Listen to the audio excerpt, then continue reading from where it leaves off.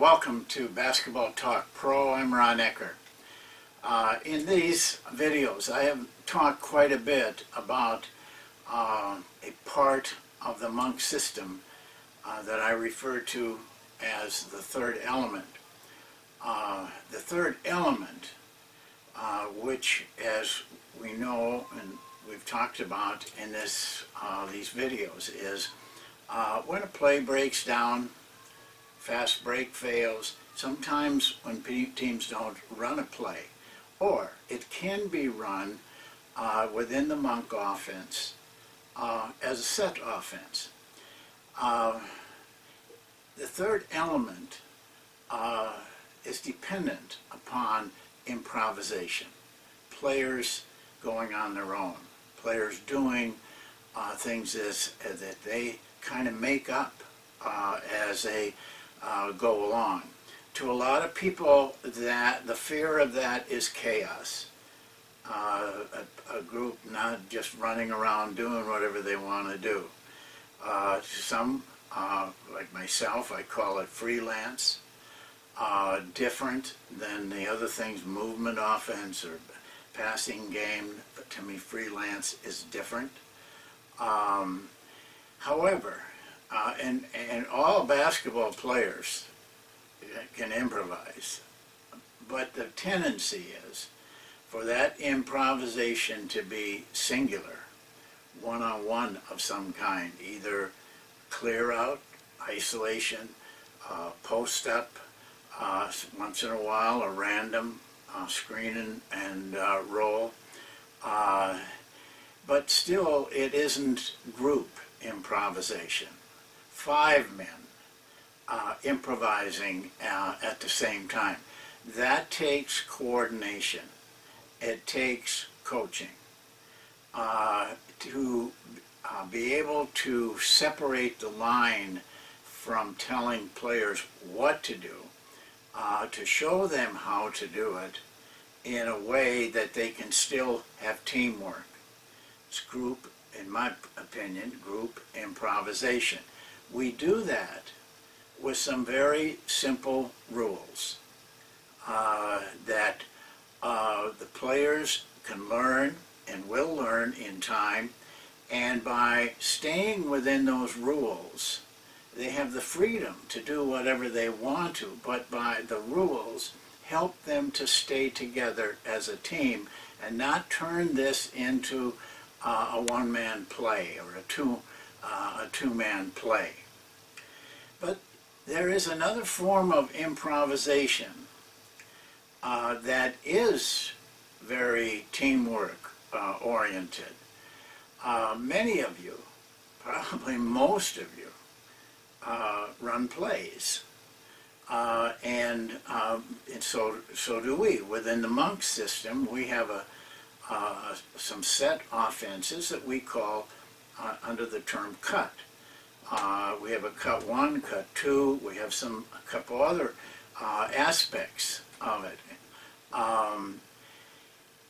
and you can improvise within those plays, and I want to show you how we do it, at least. And that makes plays in the set offense so much more dangerous, because in a set offense, it becomes very predictable. I don't care what people say, it's predictable. It doesn't take long to learn other people's plays, especially most people are copying each other, so you don't have to learn a lot. You just know a middle pick and roll for this team is a middle pick and roll for another team. So it's very predictable. And if you have a very structured play, it's predictable. If the coaches can't learn it, the players certainly can't. It doesn't take players long to know how to play a play. If you are constantly predictable.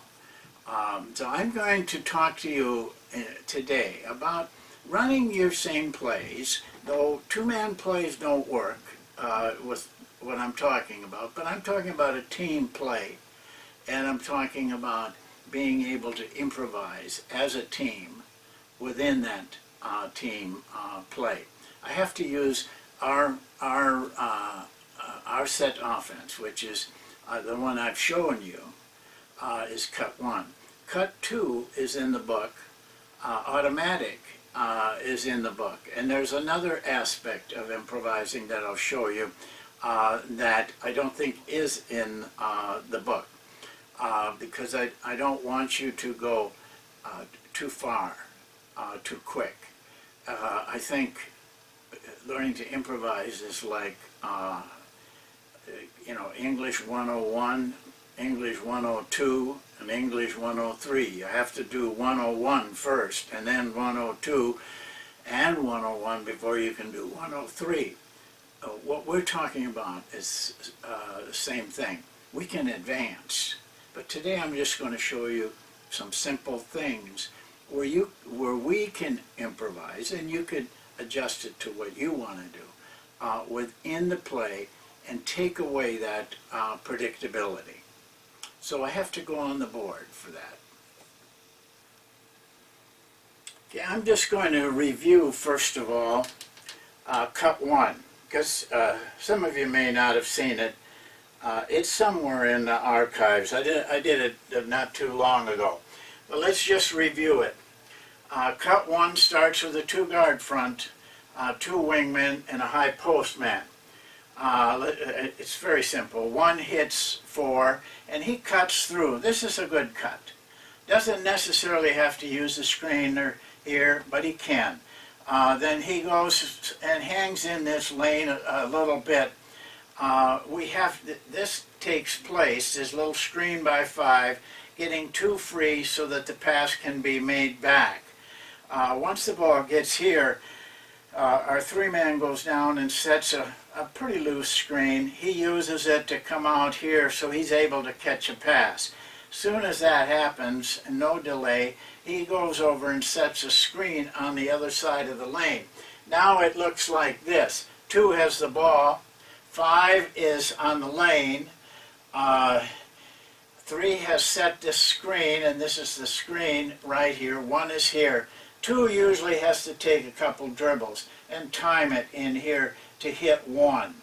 But once 1 is passed to, 2 clears over here. 4 then walks this man down into this back pick, cuts across to the lane to a post-up. 3, the screener, immediately, then when that cut takes place, cuts into the elbow on the side of the ball.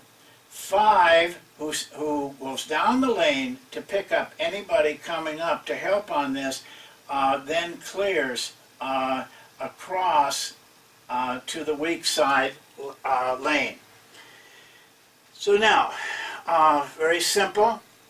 I just want to show you, if you have run the monk offense and done the drills that we run, 3 drills, it's actually 4 when we put in cut 1, but you, as running the monk offense, learn 3 drills: screen away, screen down, and the split. All of those, every one of those, contain about 4 or 5 ways that you can cut and maneuver off of these screens. When you do that, you are improvising. So let's just take an example. We cut 1 through here. 3 is setting the screen. When this would be in cut 1, 102 though, not 101. When the ball comes back and he starts his dribble over, instead of just coming out like everybody does, you run a curl. We have the rules on the curl.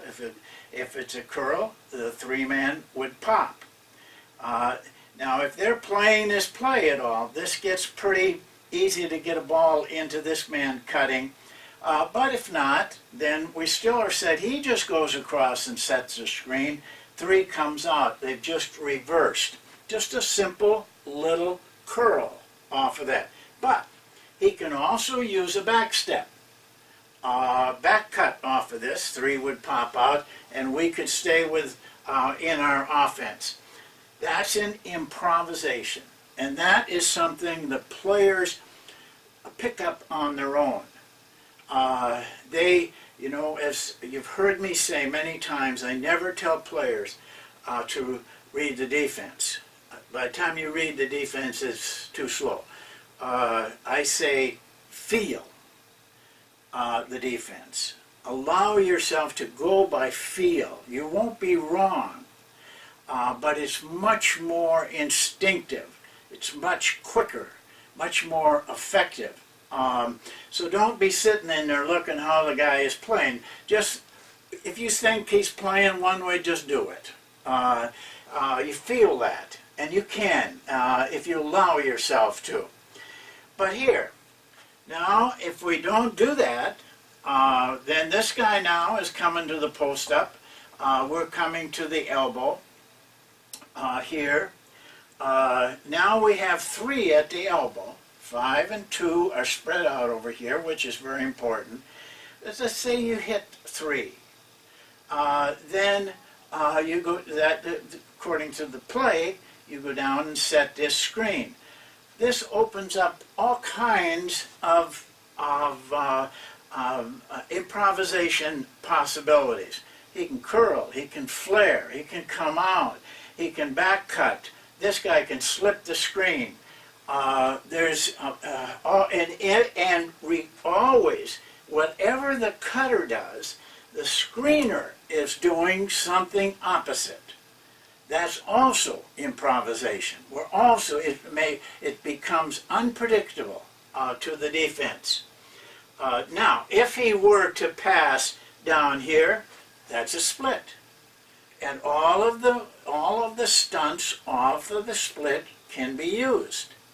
Now, within that little setup there, you got about 9 or 10 ways that you can go on your own. Make up what you think is the best move for yourself. Once you practice those drills, screen away, screen down, split, players get so instinctive with it. They can do this with ease. But you've got to practice it. You've got to allow them to use it. And you've got to allow them to have freedom to do it. Now I'll show you another very simple improvisation that you'd be surprised at this simple little thing, how effective it is.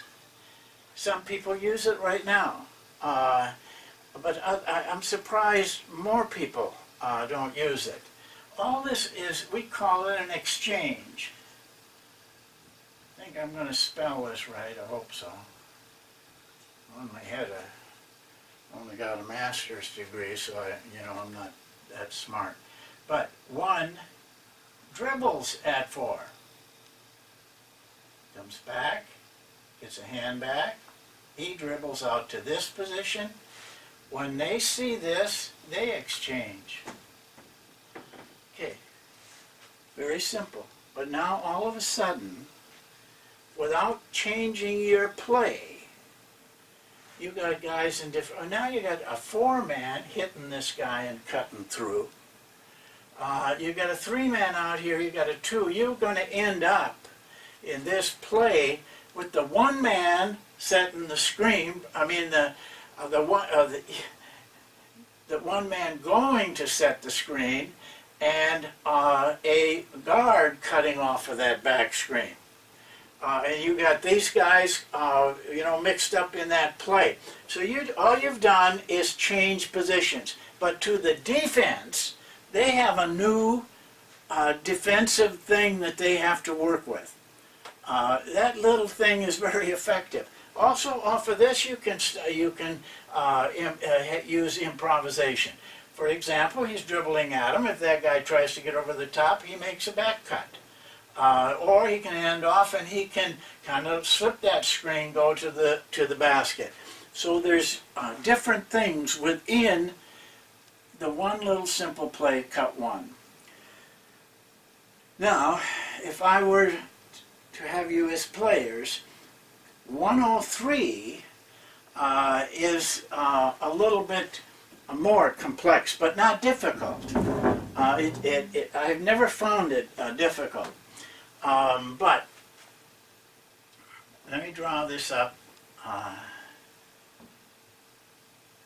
do it like this, just the same way so we don't have any confusion. Say the coach calls cut one. In our system,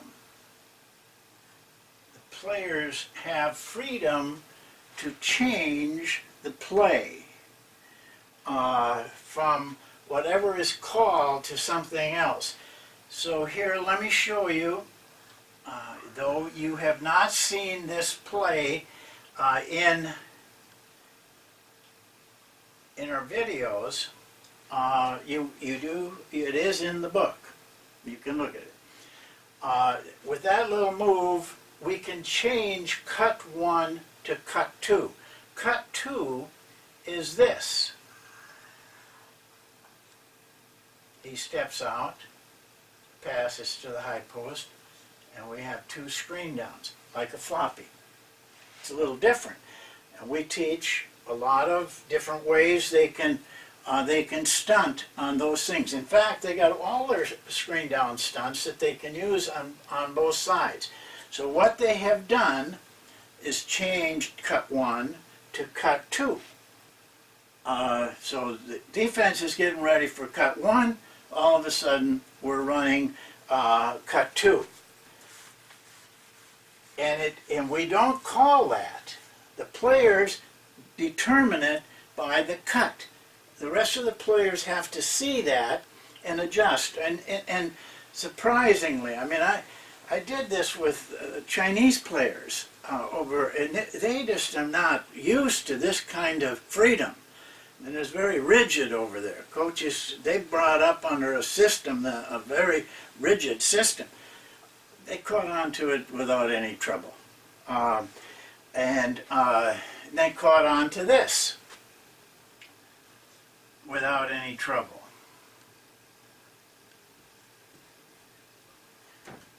We call cut one. Oh, no, to make it even better, we call cut two. And one hits the high post man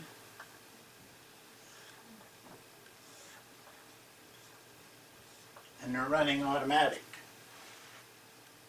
They go into automatic, they can call it, they can go into it from any call. So now they have the possibilities here. If they're overplaying those forwards, it gives them a lot of problems if they're overplaying the forwards. We hit the high post man and we got the whole backside cleared out and just a back cut. But here they got all their stunts. But if they run the play exactly, then this is what it would look like. But you got a screen down over here with the ball at the elbow, and they can run their stunts. They can improvise off of that screen down. I showed you the exchange. And so between cut one, cut two, automatic, and exchange, you have a lot of basketball. It's all improvisation, but it's all within the framework of the team.